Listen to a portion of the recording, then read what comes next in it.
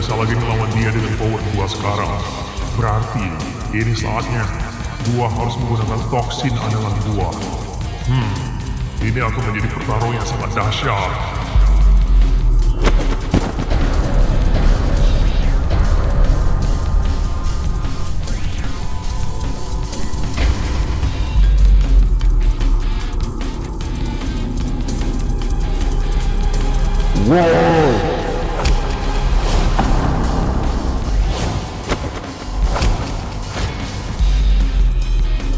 Pernahkah kalian membayangkan bahwa musuh terbesar dalam cerita ini ternyata bukan Yoda, bukan Peter, bahkan bukan organisasi peti mati?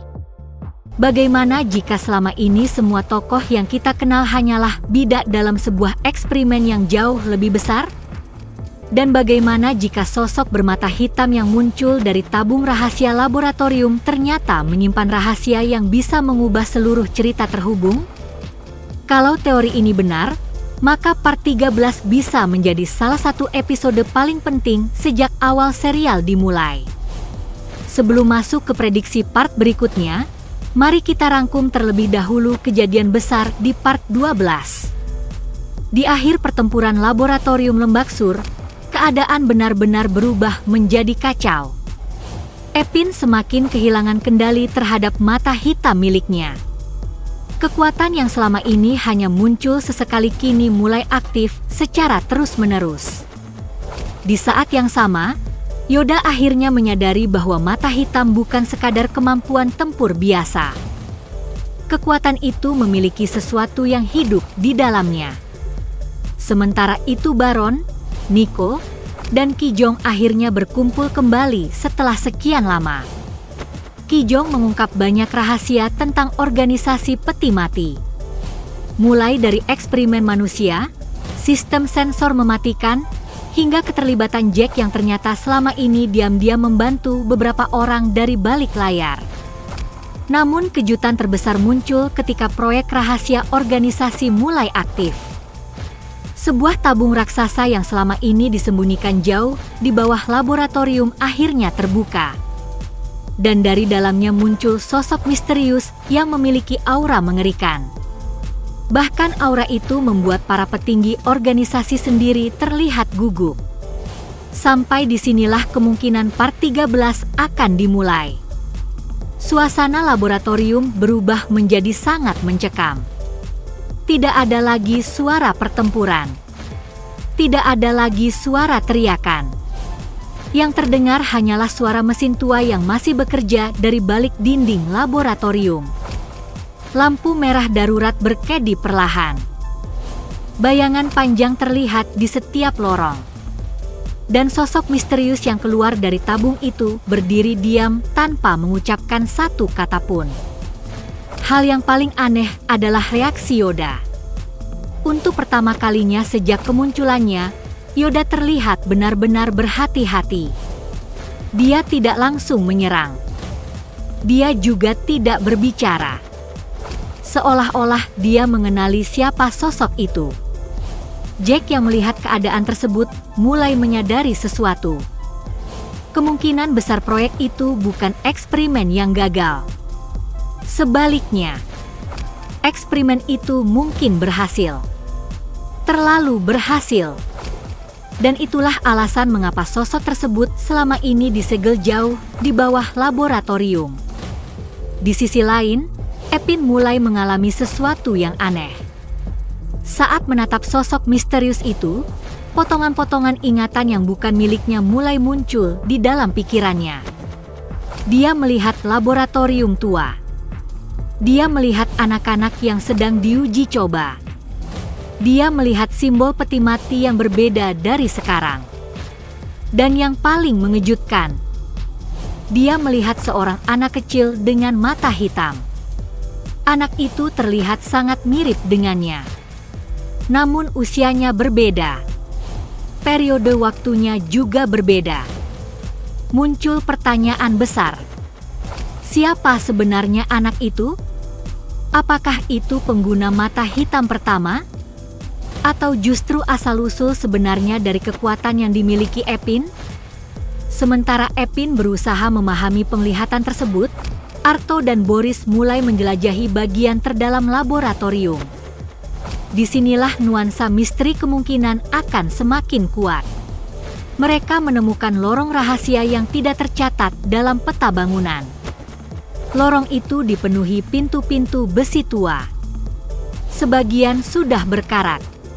Sebagian lagi masih terkunci rapat. Ketika salah satu pintu berhasil dibuka, mereka menemukan ruangan arsip yang sudah lama ditinggalkan. Debu menutupi seluruh ruangan. Rak-rak penuh dokumen tua berdiri di setiap sisi. Dan di tengah ruangan terdapat foto-foto eksperimen yang usianya mungkin puluhan tahun. Boris mulai memeriksa satu persatu foto tersebut. Lalu dia menemukan sesuatu yang membuatnya terdiam. Di salah satu foto terdapat wajah yang sangat mirip dengan Baron muda. Arto yang melihat foto itu langsung terkejut. Karena jika foto tersebut benar, berarti hubungan Baron dengan organisasi peti mati jauh lebih dalam daripada yang selama ini diketahui. Sementara itu di luar laboratorium, Ron dan Nico mulai menyadari bahwa pasukan organisasi tidak lagi bergerak normal. Mereka seperti sedang menunggu sesuatu. Tidak menyerang. Tidak bertahan. Hanya berdiri diam. Seolah sedang menerima perintah dari seseorang. Kemungkinan besar orang itu adalah sosok yang baru keluar dari tabung. Dan jika teori ini benar, maka sosok tersebut mungkin memiliki posisi yang bahkan lebih tinggi daripada Yoda dan Laksana. Di saat yang sama, Peter mulai bergerak diam-diam. Dia menyadari bahwa situasi sudah tidak lagi berada dalam kendali organisasi. Karena itu, Peter kemungkinan mulai menyiapkan rencana cadangan. Rencana yang bahkan tidak diketahui oleh Yoda. Disinilah unsur investigasi bisa menjadi semakin menarik.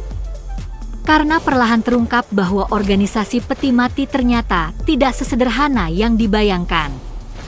Mungkin selama ini ada kelompok lain yang bersembunyi di balik organisasi tersebut. Kelompok yang mengendalikan semuanya dari bayang-bayang. Kelompok yang bahkan belum pernah muncul secara langsung dalam cerita. Sementara itu, sosok bermata hitam dari tabung akhirnya mulai berbicara.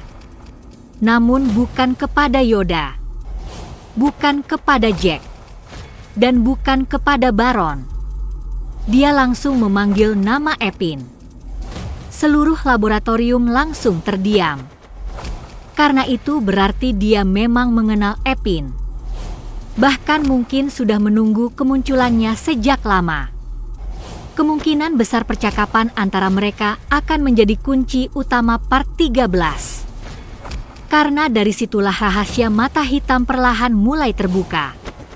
Apakah mata hitam adalah kekuatan warisan? Apakah itu hasil eksperimen? Atau justru sesuatu yang jauh lebih tua dari organisasi peti mati sendiri?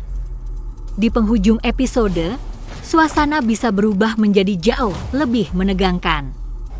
Seluruh sistem laboratorium tiba-tiba aktif. Pintu-pintu pengaman tertutup otomatis. Sirene darurat berbunyi di seluruh area. Dan di layar utama laboratorium muncul pesan yang selama puluhan tahun tidak pernah aktif. Protokol 0 dimulai. Jack langsung pucat.